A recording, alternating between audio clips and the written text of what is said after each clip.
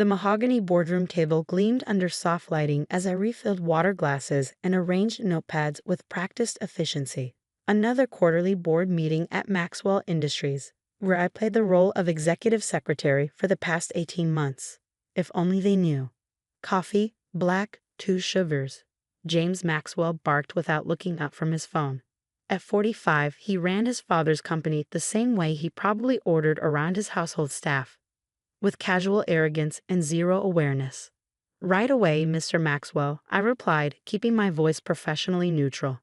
"My name is Victoria Chin, though they all called me Miss Walker, the name I'd used to get this position. To them, I was just another secretary, invisible except when they needed something. They had no idea I owned 51% of their company. The other board members filed in, all expensive suits and self-importance. I knew each of their names, backgrounds, and dirty little secrets. I'd spent 2 years studying them before implementing my plan. Everyone settled?" I asked, setting down James's coffee. "The quarterly reports are at your places." Bradley Thompson, head of finance, barely glanced at me. "We'll need the usual confidentiality agreements before we begin." "Already done, sir." I'd signed more NDAs than I could count, none under my real name. The irony was delicious. I took my usual seat in the corner, laptop ready to take minutes. This particular board meeting would be one to remember, but not for the reasons they expected. "First quarter results are disappointing," James began, frowning at the spreadsheets. "Revenues down 12% from projections. The Asian market's softer than expected," Bradley offered. "And the new product line isn't performing." I bit my tongue, but not hard enough. Perhaps if we considered the cultural preferences study for marketing. The silence was immediate and crushing. Secretaries didn't offer opinions at board meetings. That wasn't our place. "I'm sorry," James's voice dripped condescension. "Did the secretary just try to give business advice?" Charles Wilson, the oldest board member, chuckled. "Careful there, Miss Walker. Don't strain yourself thinking about things beyond your expertise." Heat crept up my neck, but not from embarrassment, from anger. The same anger that had driven me to spend 5 years building my own technology company, then using its profits to quietly buy up Maxwell Industries stock through a maze of shell corporations. The same anger that had led me to take this job to watch from the inside as they ran my investment into the ground. "My apologies," I murmured, returning to my notes. Let them laugh. Tomorrow everything would change. The meeting dragged on, a parade of missed opportunities and poor decisions. They dismissed marketing's warnings about the product line, ignored R&D's suggestions for innovation, brushed aside HR's concerns about talent retention. I documented every mistake, every dismissal, every example of their arrogance, not in the official minutes, but in my private notes, evidence I'd use later. "One last item," James announced. "The Sherman contract." My fingers paused over the keyboard. The Sherman contract, a $100 million deal that would either save or sink the company, depending on how it was handled. "Tom's team has the proposal ready," Bradley said. "Standard terms, aggressive pricing. We'll undercut the competition and lock them in for 5 years." I couldn't stay quiet.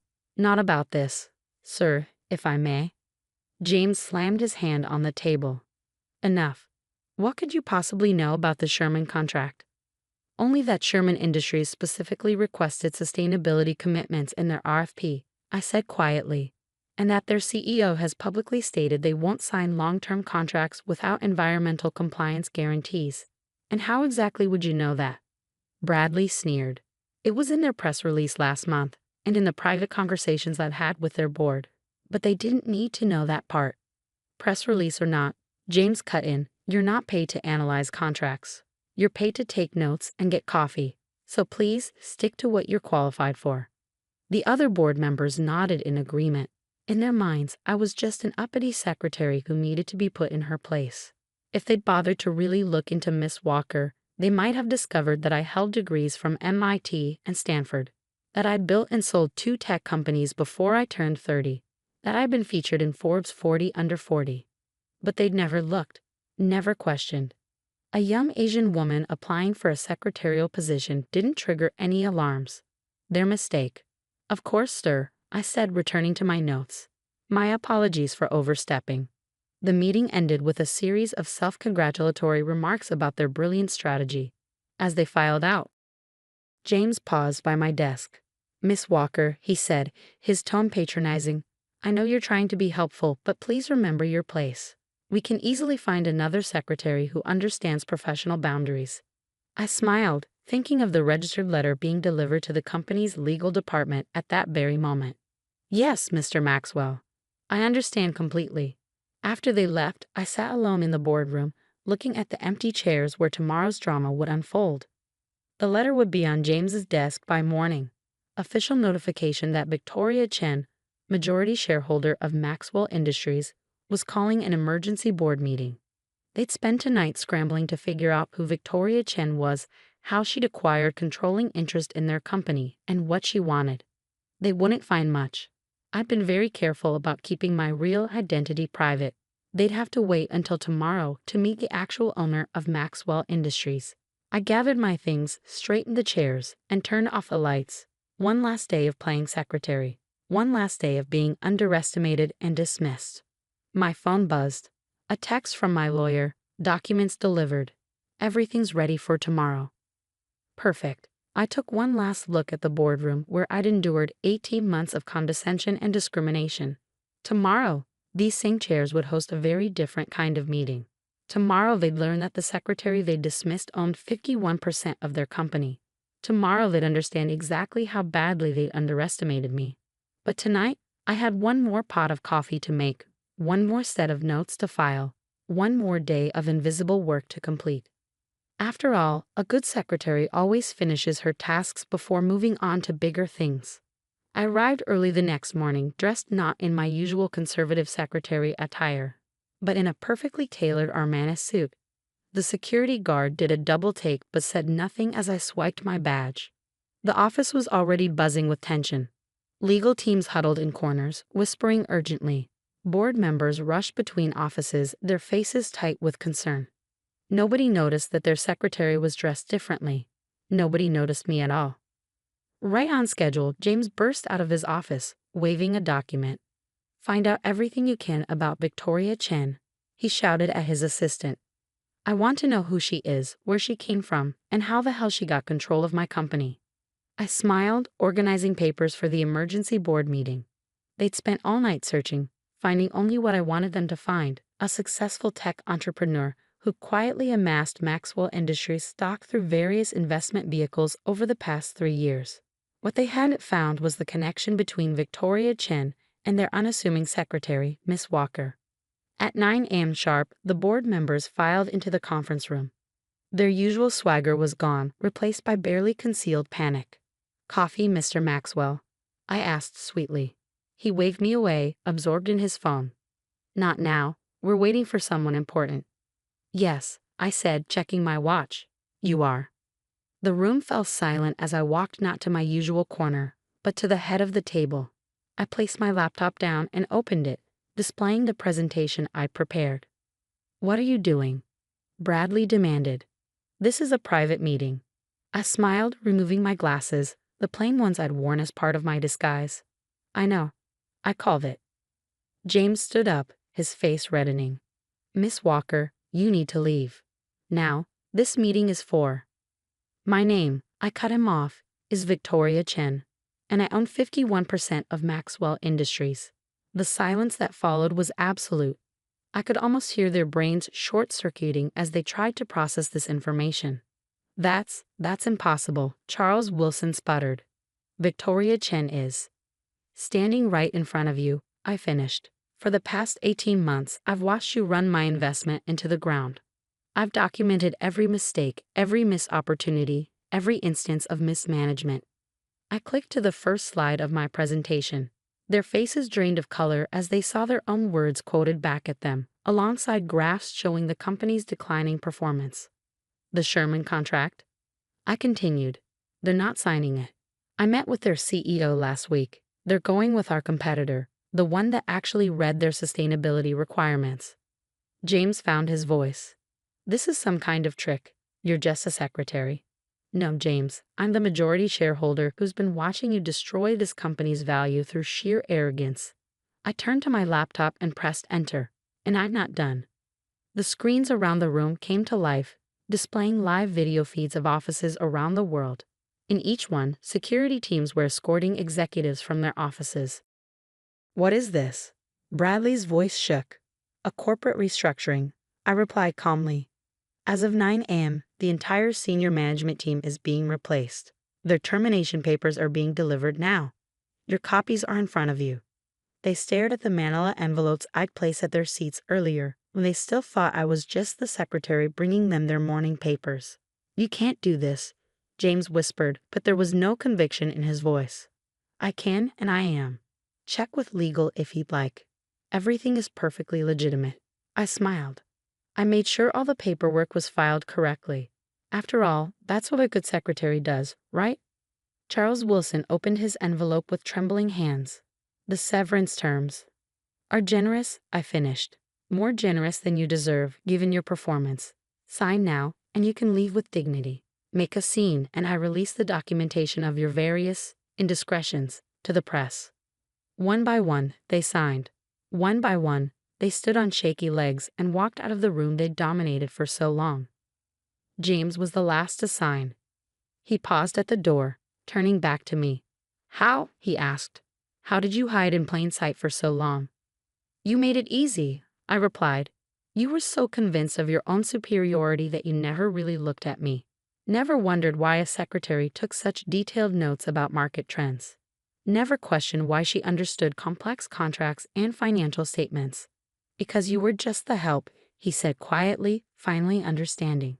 "Exactly. Your prejudice was my perfect disguise." I stood up, straightening papers out of habit. "Goodbye, James. Try not to underestimate the next secretary you work for, assuming anyone hires you after this." After the boardroom emptied, my phone buzzed with messages. The restructuring was proceeding smoothly worldwide. Stock prices were already rising as news of the management changes spread. My new executive team, handpicked over the past year, would arrive tomorrow.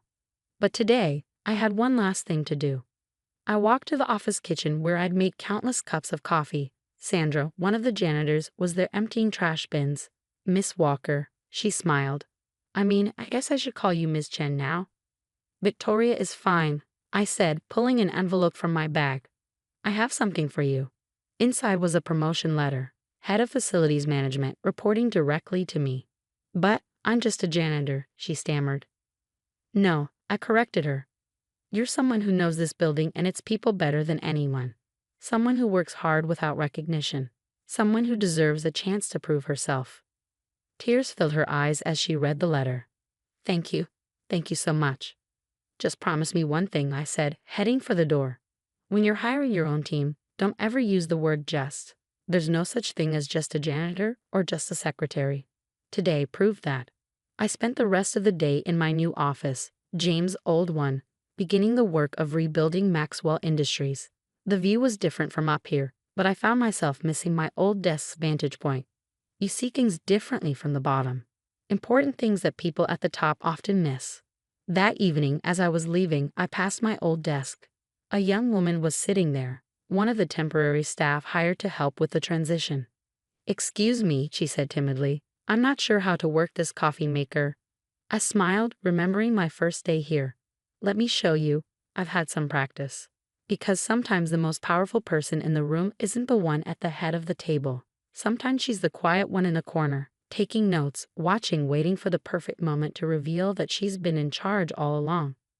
The next morning's Wall Street Journal headline read, "Maxwell Industries Shocker. Secretary revealed as majority owner, ousts entire board." But the real shock wasn't that I'd bought the company. It was that I'd shown them exactly who I was, day after day, and they'd been too blind to see it. Their prejudice had been my greatest weapon, their arrogance my perfect cover, and now their company was mine. The tension in Sterling and Rose's executive boardroom could have cut diamonds. Through the floor-to-ceiling windows of our Manhattan headquarters, the city sparkled like the precious gems we built our reputation on. But today that sparkle felt more like shattered glass. My name is Emma Rose, and at 34, I was about to be publicly executed from the luxury jewelry empire I'd helped build over the last decade. Not that my mother-in-law, Victoria Sterling, would ever acknowledge my contributions.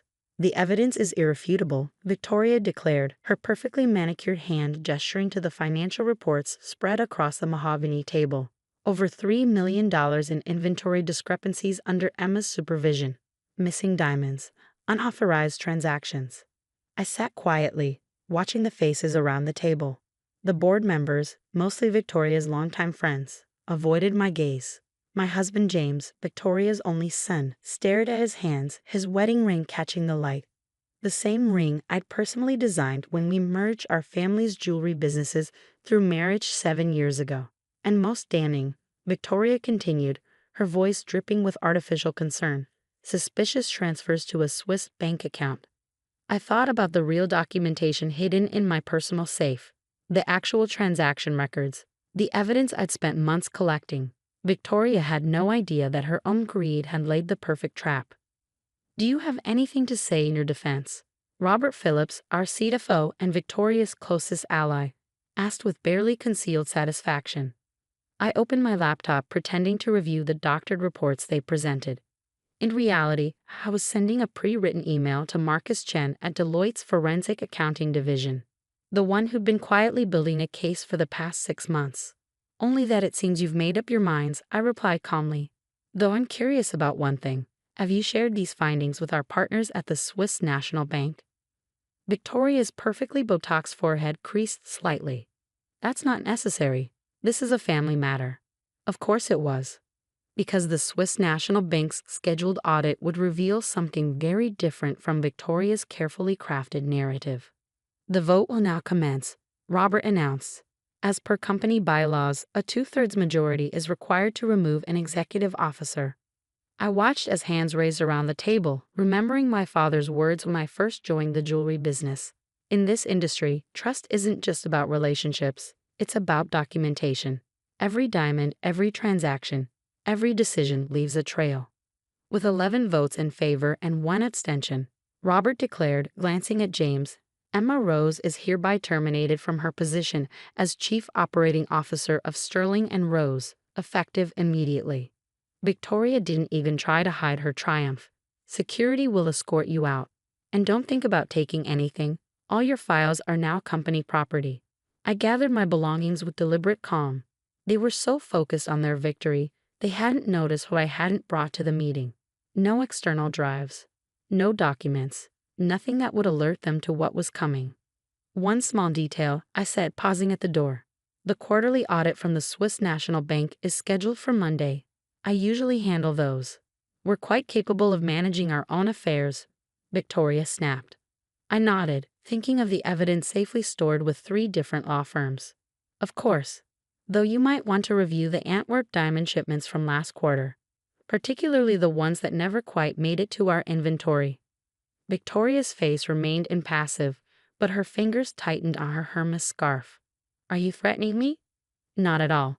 Just looking out for the family business. One last time. The elevator ride to my office felt like descending through the stages of grief, except I wasn't grieving. Every step had been calculated, every reaction anticipated. My phone buzzed, Marcus confirming receipt of my signal. Teams ready in Zurich, Antwerp, and New York, waiting for your green light. I looked around my office at the awards Sterling & Rose had won under my leadership. Best Innovation in Jewelry Design. Excellence in Corporate Governance, Industry Leader in Ethical Sourcing. Victoria had accepted every award herself, of course. Another message, this one from Diana Wong, our head of design. All files secured. Original documentation safe. The team stands with you. Victoria had never understood why I spent so much time with our designers and craftspeople, learning their processes, earning their trust. She called it getting your hands dirty. I called it building loyalty.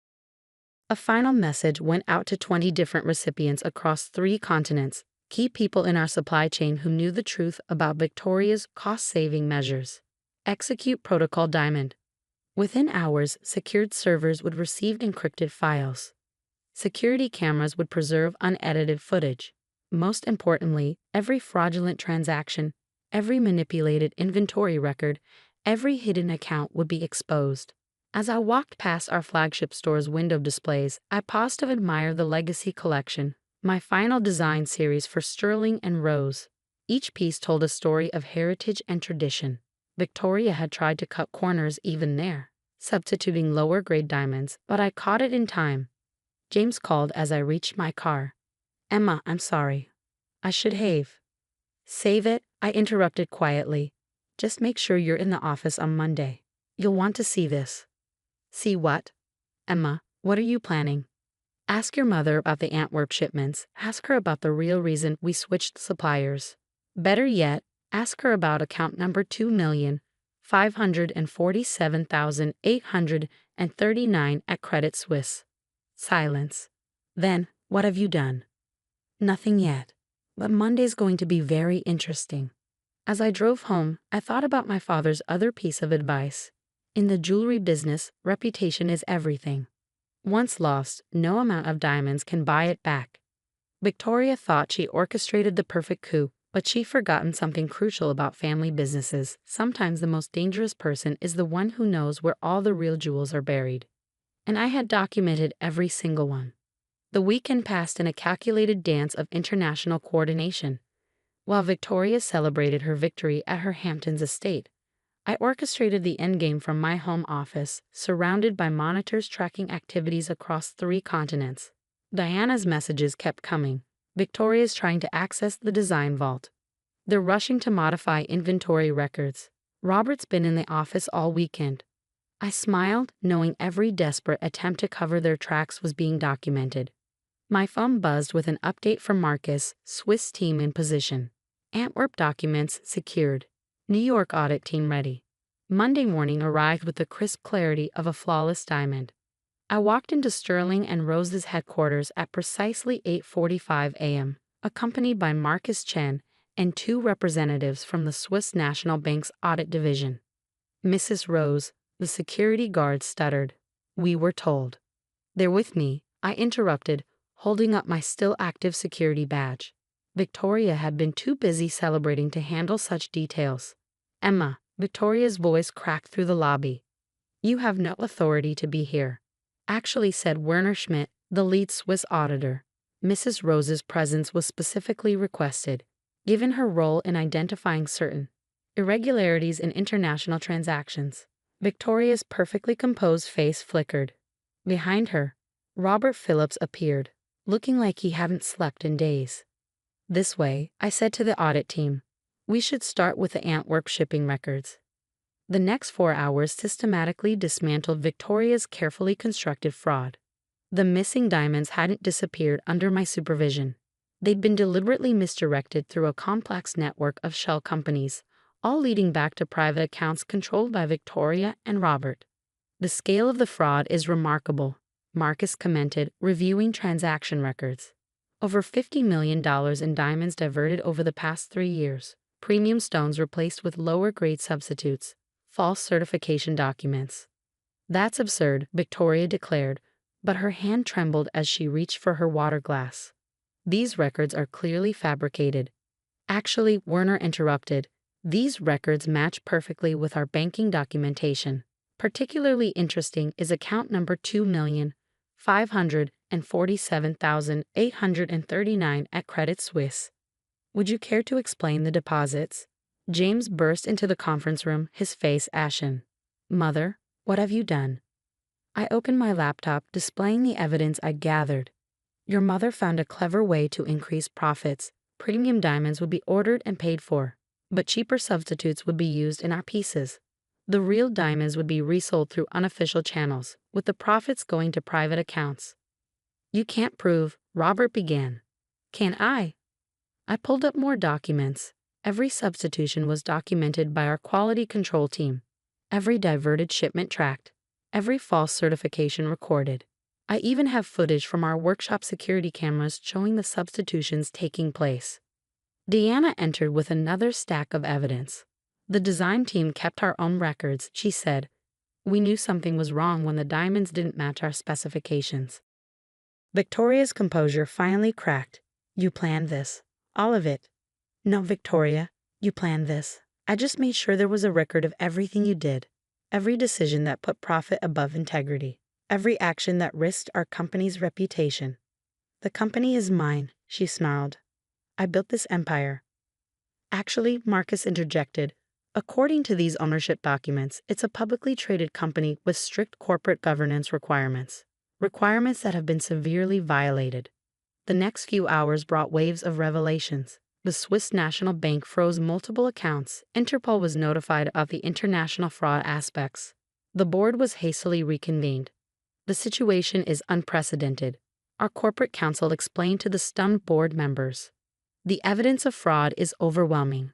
The company's reputation can be salvaged, I interrupted, but only with immediate action and complete transparency. Victoria and Robert were suspended pending criminal investigation. The board, facing potential liability themselves, voted unanimously to reinstate me as COO with expanded powers to implement reforms. James found me in my office later that evening. "You knew," he said quietly. "For how long?" "I suspected when she started changing suppliers without justification.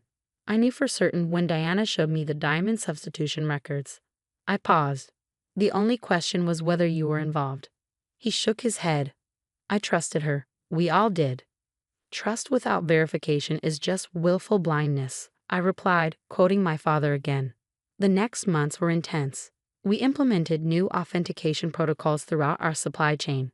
Every diamond was independently certified, every transaction transparently documented.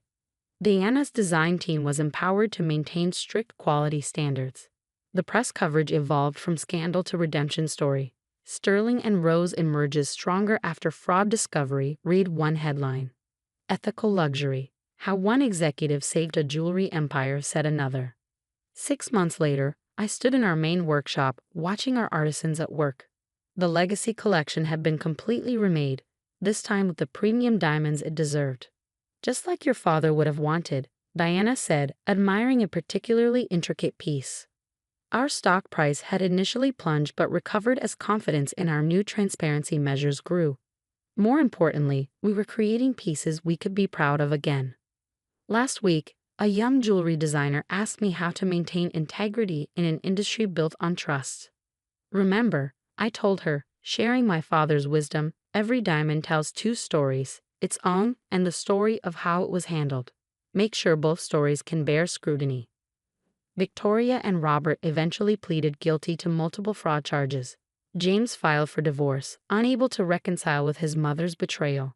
The Hamptons estate was sold to help pay restitution. As I write this from my office overlooking Fifth Avenue, I can see customers in our flagship store, trusting us once again with their most precious moments. Each piece that leaves our workshops now carries a unique blockchain verification code. My innovation to ensure this never happens again. Sterling and Rose continues to grow, but now with transparency at its core. Because as my father always said, in jewelry, like in life, true value isn't just about what sparkles on the surface. It's about integrity all the way through. Every morning, before the store opens, I inspect our latest pieces just like my father taught me, checking quality, verifying authenticity, ensuring every diamond tells a story we can be proud of. Because sometimes protecting a legacy means being willing to shatter the beautiful illusion to expose the truth beneath. In our case, it wasn't just about jewelry. It was about proving that integrity, once lost, can be restored, but only through unwavering commitment to the truth. The company shines brighter now, but with a different kind of sparkle. Not the false glitter of fraud and deception, but the true brilliance of authentic quality and transparent dealing. And in the end, that authenticity, just like the finest diamond, is both rarer and more valuable than any counterfeit could ever be. "I think we both know this isn't working anymore," David said, not even looking up from his phone as he delivered the words that would shatter our 15-year marriage. I stood in our kitchen, my kitchen, the one I designed myself when we renovated last year, gripping the counter to stay upright. "Because of her?" He finally looked up, his expression a practiced mask of false sympathy. "Amanda and I. It just happened, Elizabeth. These things happen. These things happen." As if falling in love with your 25-year-old secretary was as inevitable as rain or taxes. As if throwing away 15 years of marriage was as simple as missing a lunch meeting. "How long?" My voice sounded strange to my own ears, distant and hollow. "Does it matter?" "It matters to me." He sighed, the same exasperated sigh he used when explaining simple concepts to people he considered beneath him.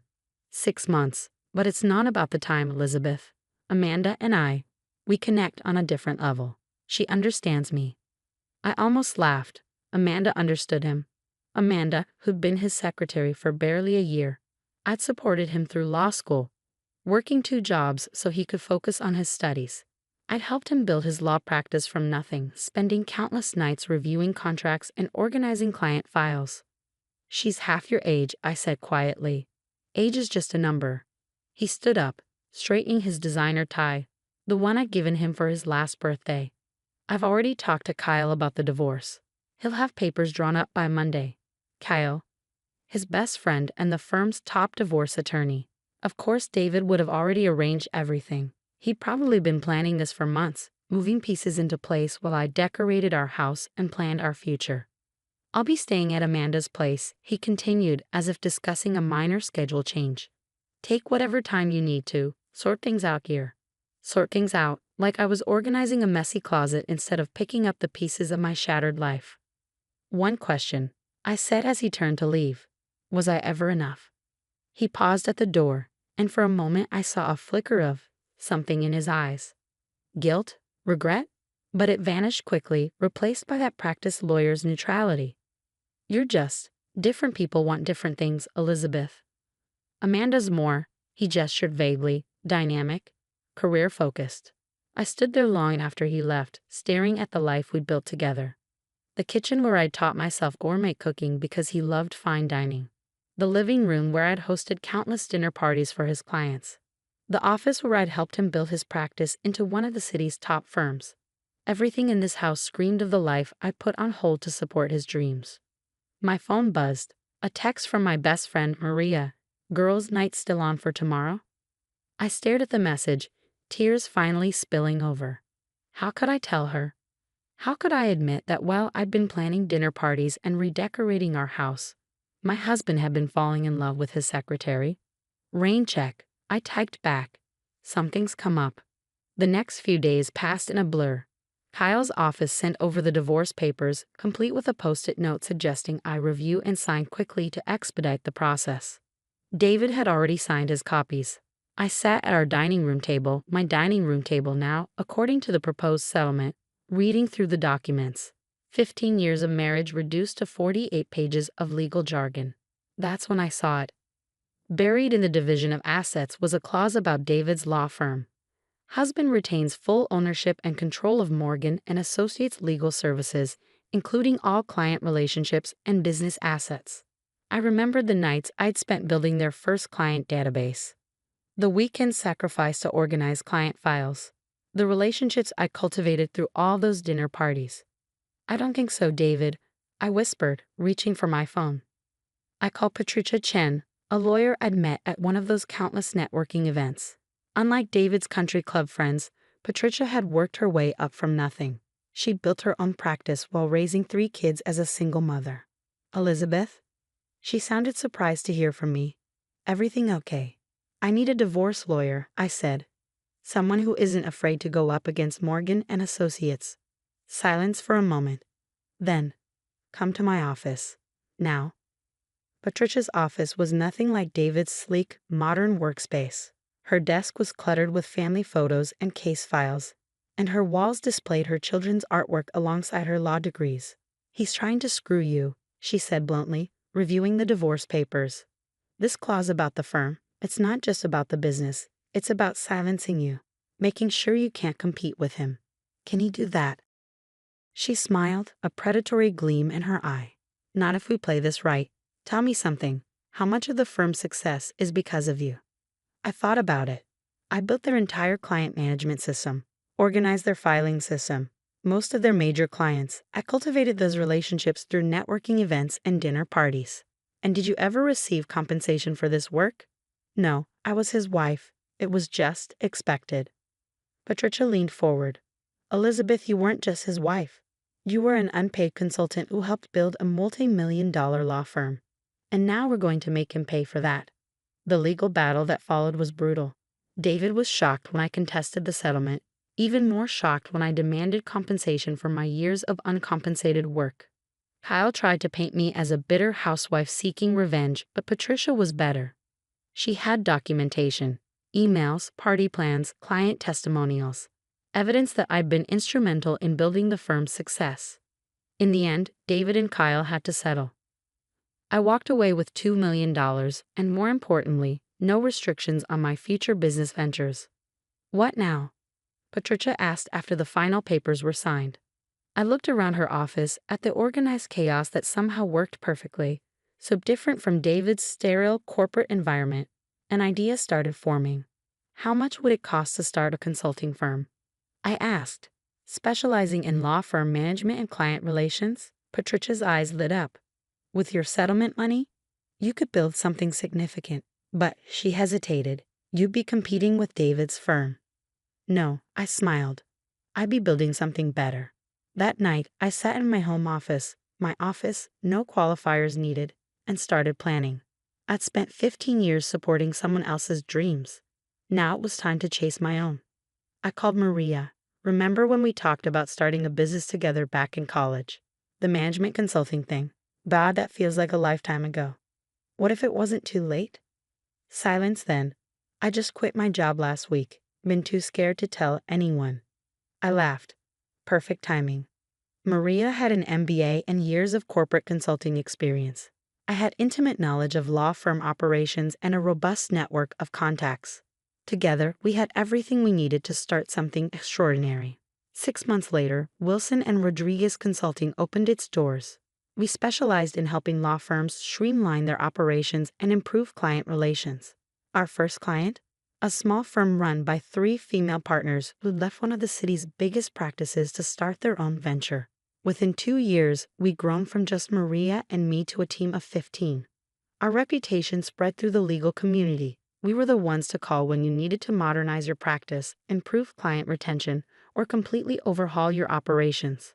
I rarely thought about David anymore. Through mutual friends, I heard he'd married Amanda 6 months after our divorce was finalized. They posted perfectly staged photos on social media, charity galas, vacation selfies, #blessedlife updates. Then came the day that changed everything. Elizabeth? Maria poked her head into my office. You need to see this. She handed me a resume, freshly printed and professionally formatted.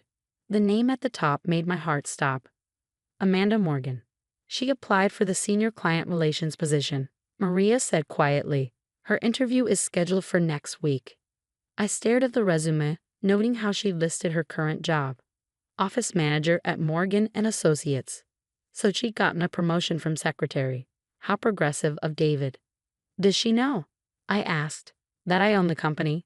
No, Maria smiled wickedly. We operate under the parent company name. Most applicants don't realize you're the CEO until they're hired. I looked at Amanda's perfectly curated resume, remembering David's words from so long ago. Amanda was more dynamic, more career-focused. Keep the interview scheduled, I said, but move it to the executive conference room. I think it's time to show just how career-focused I've become. The morning of Amanda's interview, I arrived at the office early. Our headquarters now occupied 3 floors of a downtown high-rise.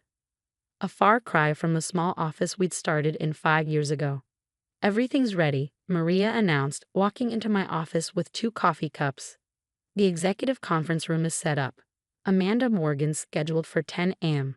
I took the coffee she offered, inhaling the familiar aroma. How many interviews has she gone through so far? 3. First with HR, then with the department head, finally with our senior team. Everyone says she's qualified, but Maria hesitated.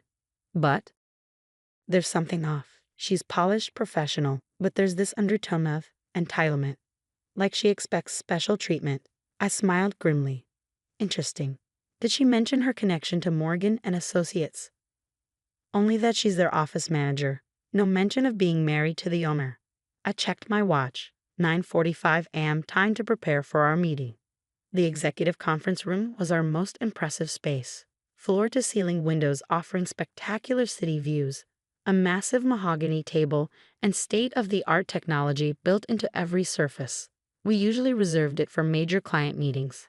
I settled into my chair at the head of the table, reviewing Amanda's file one last time. 10 years had clearly been good to her career. She'd risen from secretary to office manager, earned a business degree through night classes, built an impressive resume. At exactly 10 a.m., my assistant's voice came through the intercom. Ms. Morgan is here for her interview. Send her in. The door opened and Amanda walked in confidently, dressed in an expensive suit that probably cost more than my first car. She looked older than I remembered, no longer the wide-eyed secretary in her 20s, but a polished professional in her mid-30s. She stopped short when she saw me, her perfectly maintained composure cracking for just a moment. Elizabeth? I smiled professionally. Please have a seat, Ms. Morgan. Or do you prefer to go by Mrs. Morgan now? She sank into the chair across from me, her face pale. I didn't know you owned Phoenix Global Partners. I supplied the name of our parent company. Yes, we tend to keep that quiet. Helps us evaluate candidates more objectively. She swallowed hard, gathering herself. If this is some kind of revenge play. Revenge? I raised an eyebrow. Ms. Morgan, this is a job interview. You applied for a senior position at my company. Did you expect special treatment because of our history? Of course not, she said quickly. I'm here because I'm qualified. Are you? I opened her file. Let's discuss your qualifications. What followed was the most thorough interview of Amanda Morgan's life. I questioned every aspect of her experience, challenged every accomplishment, probed every skill she claimed to possess. Not out of spite, but because I needed her to understand something fundamental. Your client retention strategies at Morgan & Associates, I said, reviewing her notes. They're remarkably similar to the system I implemented there 15 years ago. She shifted uncomfortably. We've modified the system over time. Have you? Because according to our research, your firm's client retention rate has dropped 15% in the past 3 years, ever since you took over as office manager. The market has changed, she defended. Competition is fiercer. Our client retention rate, I cut in smoothly, has increased 20% year over year. Would you like to know why? She didn't respond. Because we innovate, we adapt. We don't just maintain old systems and expect them to keep working. I closed her file. Tell me something, Amanda. Why did you really apply for this position? She took a deep breath. I want to grow. To prove myself, Morgan & Associates is limited. Limited? I almost laughed. You mean David won't give you any more promotions? A flash of anger crossed her face. This isn't about David. No, I leaned forward. Then let's talk about what it is about. 10 years ago, you were the young, dynamic secretary who understood David better than his wife ever could. Now you're approaching 35, stuck in a middle management position, watching your husband mentor new, younger secretaries. Her face flushed. That's not. Tell me, I continued relentlessly. Does he still say you're more career-focused than his ex-wife? Does he support your ambitions the way he promised he would? Or has he started suggesting that maybe you should think about starting a family, stepping back from work? Tears welled in her eyes. You don't know anything about my marriage. Actually, I do, because 10 years ago I was you. Well, an older version of you. The supportive wife who put her own dreams on hold to help build his practice. Until something younger and more dynamic came along. She stared at me, really seeing me for the first time. Why are you doing this? Because you need to understand something. I stood up, walking to the window. Success, real success, doesn't come from attaching yourself to powerful men. It comes from building something of your own. Is that what this company is? She asked quietly. Your revenge. I turned back to face her. No, Amanda. This company is my redemption, my proof that I was always more than just David Morgan's wife. I sat down again. The question is, who are you without him? Silence fell between us, heavy with unspoken truths. Finally, she spoke. I did love him, you know. I'm sure you did, I replied softly. But love isn't enough when you're with someone who sees you as an accessory rather than a partner. She wiped her eyes carefully, trying not to smudge her makeup. So I didn't get the job. Actually, I pulled out another file you did. Her head snapped up. What? Your qualifications are solid. Your references, except for the obvious ones, are excellent. And most importantly, you have something invaluable. Perspective. I don't understand. I smiled. We're opening a new division next month, specializing in helping professional women transition from supporting roles to leadership positions. Who better to help lead it than someone who understands exactly what they're going through? She stared at me in disbelief. You're offering me a job? After everything? I'm offering you a chance to be more than David Morgan's wife. To build something meaningful. I slid a contract across the table.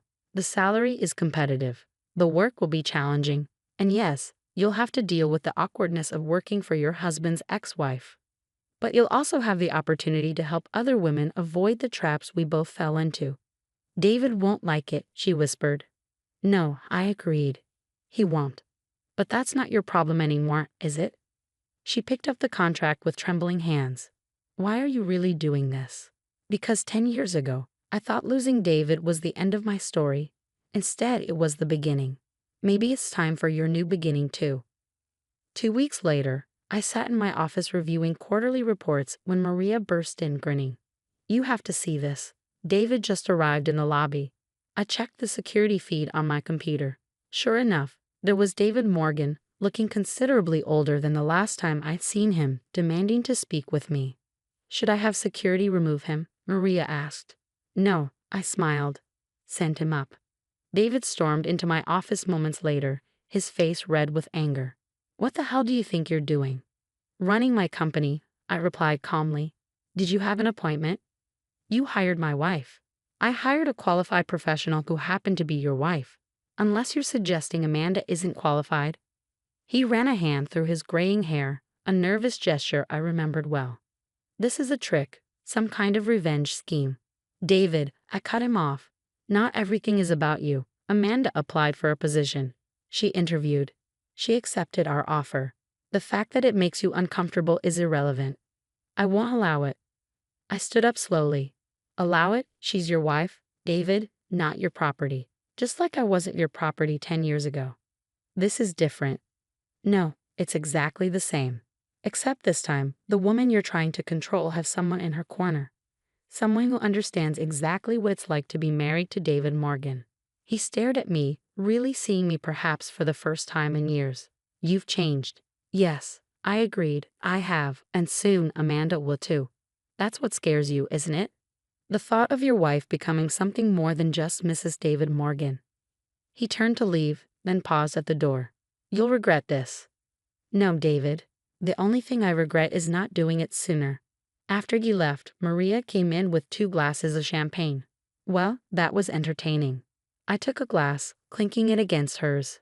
To new beginnings. And old endings, she added. I looked out at the city skyline, thinking about paths not taken and dreams deferred. 10 years ago, I thought I was losing everything. Instead, I found myself. My phone buzzed. A text from Amanda. David just left. He's furious. Thank you for not backing down. I typed back, welcome to the first day of your real career. Later that evening, as I prepared to leave the office, I passed the photos hanging in our reception area. Our team, our achievements, our growth over the years. Each one told a story of someone who'd chosen to become more than what others expected of them. Tomorrow, we'd start helping another woman write her own story.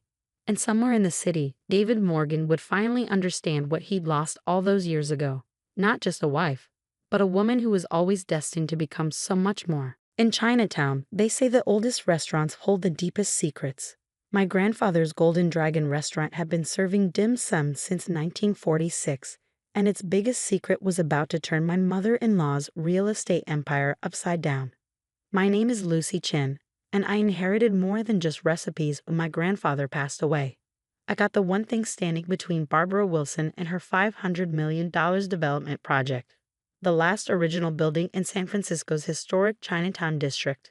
It's an eyesore, Barbara declared at her monthly real estate investors' dinner, gesturing with her crystal wine glass. That entire block needs to be modernized. Lucy, dear, you really should consider the developer's offer. It's more than generous for such a modest establishment. I took a small sip of the wine that probably cost more than our restaurant's monthly revenue. My husband Michael squeezed my hand under the table, but remained silent. He perfected the art of diplomatic silence during his years as Barbara's only son. The Golden Dragon has been there for 3 generations, I said quietly. It's not just a building. Barbara's perfectly Botox face couldn't quite manage a sneer, but her tone did it for her. Sentimentality is for poor people, dear. The contract offers $5 million. That's quite a step up from serving noodles, isn't it? The other dinner guests, all wealthy real estate investors, tittered politely. They've been circling my property like vultures since grandfather passed away last month, each trying to be the one to convince the Chinese girl to sell. What they didn't know was that I'd spent the last 5 years not just learning my grandfather's recipes, but also his business acumen. While getting my MBA at Stanford, I'd worked nights and weekends at the restaurant, absorbing everything from cooking techniques to property laws. Actually, I set down my wine glass. I've been meaning to ask about the development contract. Have you reviewed page 3? Barbara waved dismissively. My lawyers handled everything. The terms are quite standard. Not the terms, I smiled. The property's historical status. The temperature to the room seemed to drop 10 degrees. Barbara's lawyer, who had been quietly eating his Wagyu beef, suddenly started choking. Historical status. Barbara's voice had gained an edge. That old building isn't historical. It's just old. I pulled out my tablet and opened a file I'd been saving for this moment. The Golden Dragon restaurant was established in 1946 by Chinese immigrants after the repeal of the Chinese Exclusion Act. It was one of the first Chinese-owned businesses in the district. The building itself dates back to 1908. I paused for effect. As of last week, it's officially listed on the National Register of Historic Places. The lawyer was now frantically paging through his copy of the contract. That's impossible, Barbara snapped. The paperwork for historical registration takes years. 5 years, I agreed. Which is exactly how long ago grandfather started the process. He knew developers would come after the property eventually. He just wanted to make sure it was protected. She's right, the lawyer finally spoke, his face pale. The property has full historical landmark protection. Any development would need to preserve the original structure and cultural significance. Barbara's face had gone from professionally smooth to rigid with fury. You planned this, all these years, playing the humble restaurant owner's granddaughter. While getting my MBA and studying real estate law, I finished for her. Yes, because some things are worth protecting. The contract, she began, is worthless, I cut in. You can't demolish a historical landmark. And since the Golden Dragon is the last original building in the district, its status affects the entire block's development potential. Michael finally found his voice. Mother, did you already sign agreements with the other property owners? Barbara's silence was answer enough. Meaning, I continued, that your $500 million modern shopping complex can't be built as planned. At least not without preserving and incorporating a 1908 Chinese restaurant. The room erupted into chaos. Investors pulled out phones, lawyers were summoned, threats were made. Through it all, Barbara stared at me with a mixture of fury and dawning respect. Name your price, she finally said. It's not for sale. At any price. Everyone has a price. I thought about my grandfather, who had built the Golden Dragon with savings from years of working as a dishwasher. About the generations of families who had celebrated birthdays, weddings, and New Year's in our dining room. About the history those walls had witnessed. Some legacies are worth more than money, I said, standing up. By the way, your char siu is overcooked. If you'd like to learn how to make it properly, the Golden Dragon offers cooking classes every Sunday. As Michael and I drove home that night, he was unusually quiet. Are you angry? I asked. About me not telling you? He shook his head. I'm angry I never stood up to her the way you just did. All these years of her steamrolling over people, treating history like an inconvenience. It's not too late to make a change. He glanced at me. What do you mean? I smiled, thinking of the business plan I've been developing. How do you feel about helping me modernize the Golden Dragon? Not by tearing it down, but by building it up, keeping the history while bringing it into the future. The next morning would bring changes that would reshape not just the restaurant, but the entire neighborhood. Barbara's development plans would need to be completely reimagined, and she was about to learn that sometimes the most valuable properties are the ones money can't buy. The morning after the dinner party bombshell, I arrived at the Golden Dragon to find TV crews already setting up outside. Historic Chinatown restaurant halts major development, read the scrolling news ticker. My phone had 47 missed calls, half from reporters, half from real estate agents offering to negotiate on Barbara's behalf. Inside, the morning prep crew was working as usual. The rhythmic sound of cleavers on cutting boards, The sizzle of woks being seasoned, the hiss of steamers. Some things hadn't changed since my grandfather's time. "Ms. Lucy," our head chef Uncle Juan called out, not my real uncle, but he'd worked with grandfather for 30 years. "Channel 5 wants to film our dim sum prep. Good publicity, yes." I smiled, thinking of Barbara watching the morning news. "Yes, very good publicity. Show them how we make the hargao, grandfather's special pleating technique."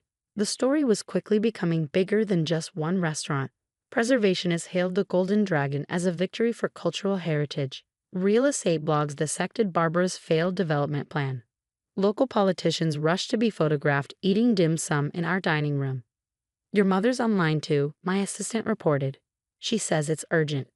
I took the call in my grandfather's old office, now mine. The walls were still lined with his collection of Chinese opera masks, beautiful theatrical faces that had watched over 3 generations of our family.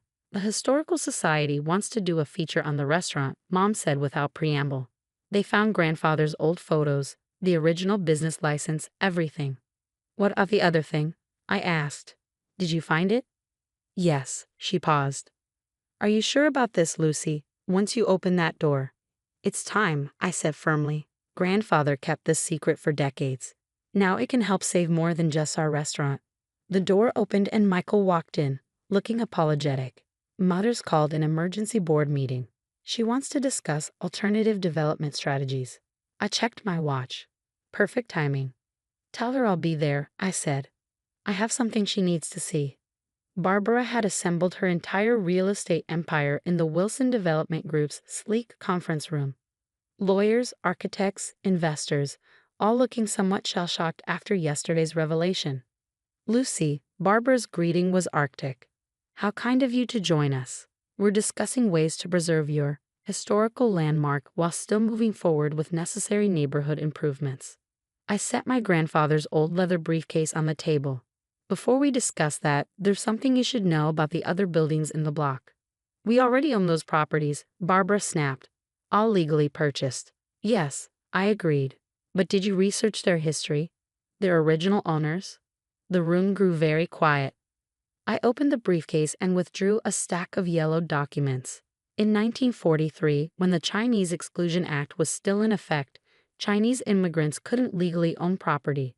They had to find creative solutions. Barbara's lawyer leaned forward. "What kind of solutions?" "American citizens they trusted would buy properties on their behalf, holding them in secret trust for the real owners." I spread out the documents. My grandfather wasn't just a restaurant owner. He was the community record keeper. He documented every property, every true owner, every transaction. The implications hit the room like a thunderbolt. Barbara went rigid. "Are you suggesting?" "I'm not suggesting anything. I'm telling you that every building you bought on that block has documented Chinese ownership dating back to the 1940s. Ownership that was never legally transferred because it was never legally recognized." "That's ancient history," Barbara's lawyer interjected. "The statute of limitations doesn't apply to civil rights violations," I finished. "And since the properties are now part of a historically protected district." Michael stood up suddenly. "The entire development project is built on historically misappropriated property. This is blackmail," Barbara hissed. "No," I said calmly. "This is an opportunity to right historical wrongs, to build something that honors the past instead of erasing it." I pulled out my laptop and opened a presentation. "I have a different vision for the block, one that preserves its history while creating something new." The renderings showed the Golden Dragon as the centerpiece of a revitalized Chinatown food hall and cultural center. The historic buildings would be restored, their ground floors housing traditional businesses while upper levels became affordable housing and community spaces. "The profit margins," someone started, "will be lower than luxury retail," I acknowledged. "But the community value will be immeasurable. And the PR value," I smiled at Barbara. "Well, which would you rather be known for? Destroying Chinatown's history or helping preserve it?" 5 months later, I stood in the Golden Dragon's newly renovated dining room. We kept the original features, the hand-carved screens, the lucky red lanterns, the traditional round tables, while modernizing the kitchen and adding a demonstration area for cooking classes. The food hall was taking shape around us. Traditional herbalists, tea shops, and family-owned businesses were moving back into restored storefronts. The upper floors were providing homes for restaurant workers and their families. Barbara, surprisingly, had become one of the project's strongest advocates. Maybe it was the glowing press coverage. Maybe it was seeing how her son had found his passion managing the restoration work. Or maybe, just maybe, she learned that some things were worth more than profit margins. The char siu is better, she admitted one day, after finally attending one of our cooking classes, though I still don't understand why you won't share the recipe. Some family secrets, I told her, are meant to be earned, not bought. She looked around the busy dining room at the mix of old customers and young food bloggers, tourists, and local families. Your grandfather would be proud. Of the restaurant? Of you, for fighting for something meaningful. She straightened her designer jacket, though your negotiation tactics were ruthless. I learned from the best, I said with a small smile. Just not about real estate. The Golden Dragon continues to thrive. We've added modern touches, online ordering, a YouTube cooking channel, weekly historical tours, while keeping the soul of what my grandfather built. Michael runs the preservation project full-time now, working with other Chinatown families to document and protect their historical properties. Barbara still attends her real estate dinners, but now she brings potential investors to the food hall, showing them how preservation and progress can coexist. Last week, we found another of grandfather's old records books documenting more forgotten ownership claims across the city. It seems my inheritance was bigger than just one restaurant. It was the truth that could help an entire community reclaim its history. The opera masks still watch over the office, their expressions unchanged by time. But now they see something new, a future where the past isn't erased, but honored. Where family legacy isn't measured in dollars, but in dignity. Where the most valuable properties aren't the ones you can sell, but the ones you choose to protect. And as for that secret char siu recipe, it's still secret. But now Barbara comes to cooking class every Sunday, slowly earning the right to learn it, one properly pleated dumpling at a time. Sometimes the sweetest victory isn't in defeating your opponents, but in showing them a better way to measure success. And sometimes the most valuable inheritance isn't what's written in a will, but what's written in the heart of a community. The Golden Dragon remains what it has always been, a keeper of secrets, a preserver of history, and a reminder that some things are worth far more than their price tag. What do you mean my college fund is gone? I stared at my parents across our dining room table, my acceptance letter to Harvard Business School lying between us like a broken promise.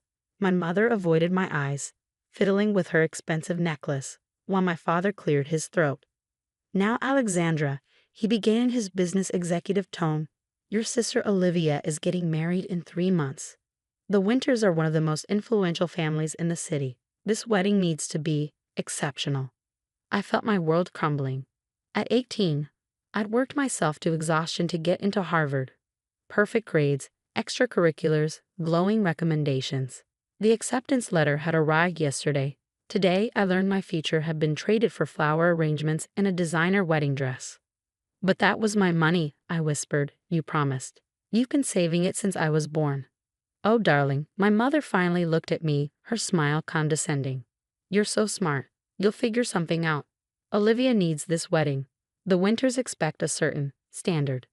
As if summoned by her name, my sister Olivia breezed into the room, wedding magazines tucked under her arm. At 24, she'd never worked a day in her life, spending her time at country clubs and charity galas. Mom, I found the perfect venue. It's a castle in France, and they have an opening in June. She paused, noticing my tear-streaked face. What's wrong with her? Nothing, my father said smoothly. Alexandra's just processing some changes to her college plans. Olivia's face lit up. Oh, did you tell her? Daddy, the castle is only $300,000 per day. That's reasonable, right? $300,000 per day. My entire college fund had been around $400,000. Carefully saved, meticulously planned. Now it would pay for less than 2 days of my sister's fairy tale wedding. I got into Harvard, I said quietly, the school I've been dreaming about since I was 12. Olivia waved her hand dismissively. Harvard's so stuffy. You could go to community college. My friend's housekeeper's daughter goes to one. She says it's quaint. I stood up abruptly, my chair scraping against the hardwood floor. I need some air. Outside, the spring air felt thick with broken dreams. I walked to the garden bench where I used to study late into the night, preparing for the future that had just been stolen from me. My phone buzzed. A text from my best friend Maya. "Did you tell them about Harvard? Are they excited?" I couldn't bring myself to respond. How could I explain that my education meant so little to my family that they'd sacrificed it for champagne fountains and ice sculptures? Later that night, I sat in my room, surrounded by scholarship applications and student loan forms. A soft knock at my door interrupted my desperate calculations. "Go away, Olivia." She came in anyway, floating in on a cloud of expensive perfume. "I brought you some wedding magazines. You can help me pick the flower arrangements since you're not going to be busy with school." I looked up slowly. "Do you even care? That your wedding is costing you my future?" "Don't be so dramatic." She rolled her eyes. "Daddy says the family business will always take care of us." "You don't mean Harvard." But I did need it, not just for the education, but for what it represented, a chance to prove myself, to build something of my own. The next morning, I walked into my father's study. He was on the phone, probably discussing another extravagant wedding detail. "We need to talk," I said when he hung up. "Alexandra, I'm very busy." "The business," I interrupted. "You always say it will take care of us. Let me work there. Part-time now, full-time after graduation. I'll earn my tuition." He laughed, actually laughed. "Sweetheart, handling million-dollar accounts isn't like your little math club competitions. The business needs experienced people. I'm good with numbers. I could learn." "No," he cut me off firmly. "The business is not a practice ground for beginners. Now, if you'll excuse me, I have a meeting about Olivia's floral arrangements." That night, I couldn't sleep. The moonlight streamed through my window, illuminating my Harvard acceptance letter. Next to it lay an invitation to tour Sterling National Bank's internship program, an opportunity I'd won through a finance competition but had planned to decline in favor of Harvard. My hands shook as I picked up my phone and dialed the number on the invitation. "Hello, this is Alexandra Miller. I'm calling about the internship program. Yes, I'd love to schedule that tour." 3 days later, I stood in the lobby of Sterling National Bank, my one professional outfit pressed and perfect. The marble floors gleamed and the air hummed with purpose. This wasn't the future I'd planned, but maybe, just maybe, it could be something better. Mr. Sterling himself gave me the tour. He'd been impressed by my competition performance and seemed genuinely interested in my ideas about modernizing banking systems. "We typically require a college degree," he said as we finished the tour, "but your test scores are exceptional. We could offer you a modified program. Work during the day, online classes at night. After 2 years, if your performance meets our standards, we'd sponsor your business degree." It wasn't Harvard. It wasn't even close to what I'd dreamed of. But it was an opportunity, one I'd earned on my own merit. "When can I start?" That evening, I packed my belongings into my used Honda Civic, a car I bought with savings from tutoring. My parents were at a wedding venue tour with Olivia. I left a note on the kitchen counter. Found a solution. "Don't worry about my education anymore. I'll figure it out on my own, just like you said." Asterisk Alexandra. As I drove away from my childhood home, tears blurred my vision. But through those tears, I caught a glimpse of something I hadn't expected. Hope. My parents might have traded my future for Olivia's perfect wedding, but they had unknowingly set me on a path that would change everything. I didn't know it then, but in 10 years, they would desperately wish they'd chosen differently. Because sometimes, when you force someone to figure it out on their own, they figure out how to become more powerful than you ever imagined. 10 years can change everything. I sat in my corner office on the 47th floor of Sterling Tower, watching the morning sun glint off nearby skyscrapers. The nameplate on my desk read Alexandra Miller, Chief Executive Officer, Sterling National Bank. At 28, I was the youngest CEO in the bank's history. My assistant's voice came through the intercom. "Ms. Miller, your father's company, Miller Industries, has submitted an emergency loan application. Their representatives are here for the meeting." I smiled, straightening my Armani suit. "Send them in." The door opened and 3 men entered. My father wasn't among them. He was too proud to come begging for money himself. Instead, he'd sent his CFO, Thomas, and 2 board members. "Gentlemen," I gestured to the chairs across from my desk. "Please sit." They didn't recognize me. Why would they? The last time they'd seen me, I was a teenager serving coffee at board meetings during my failed attempt to prove myself worthy of the family business. Ms. Miller, Thomas began, his voice strained. We appreciate you meeting with us on such short notice. Our situation is urgent. I opened the loan application on my tablet. Yes, I see that. Miller Industries is facing a liquidity crisis. Your major contracts are delayed, suppliers are demanding payment, and your credit lines with other banks are maxed out. You need a $100 million bailout within 72 hours, or you'll face bankruptcy. Thomas shifted uncomfortably. That's correct. But our projections show. That's not why you're here, I interrupted smoothly. You're here because every other bank has turned you down. Sterling National is your last hope. The men exchanged nervous glances. I continued reviewing the file, making them wait. Tell me, I finally said, is Olivia's castle still being maintained in France? The one from her $1 million wedding?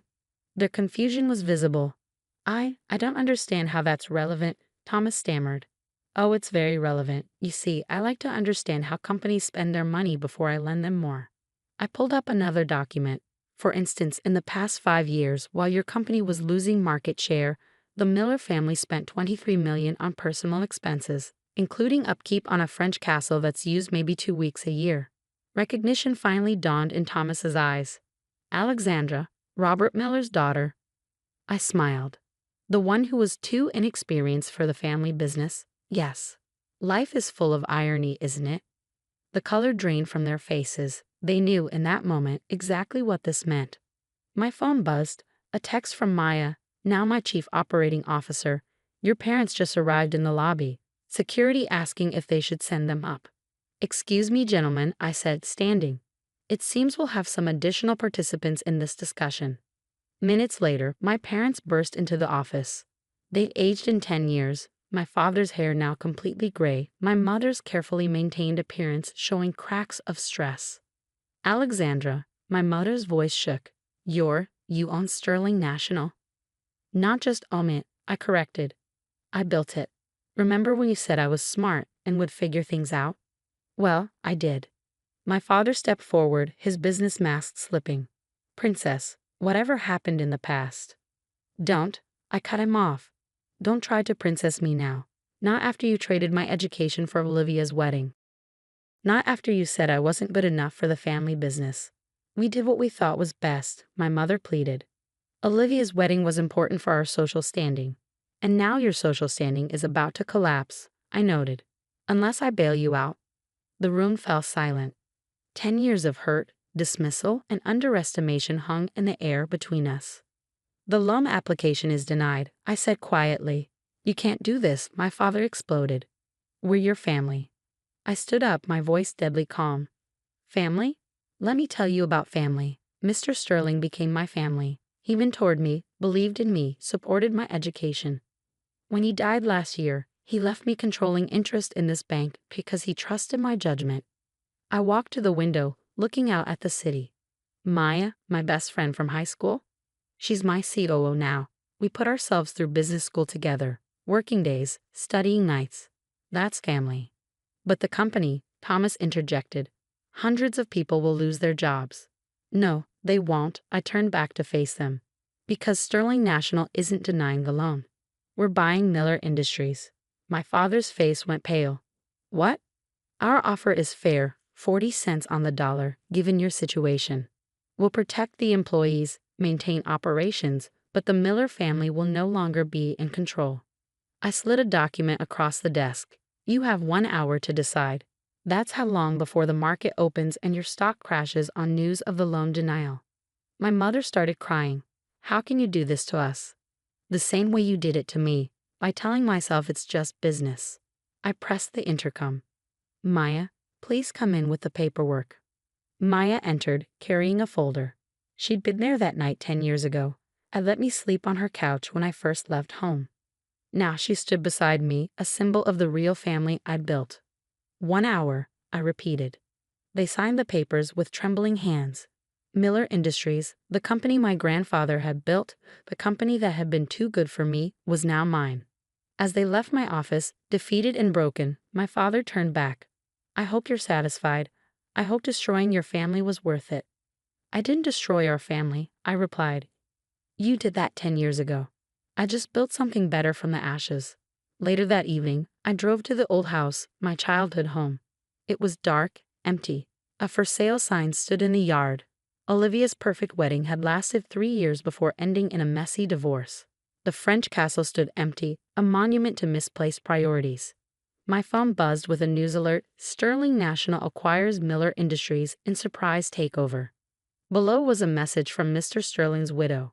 Henry would be so proud of you, dear. You were the daughter he always wanted. I smiled, starting my car. Tomorrow, I would begin rebuilding Miller Industries into something stronger, something built on merit rather than family connections.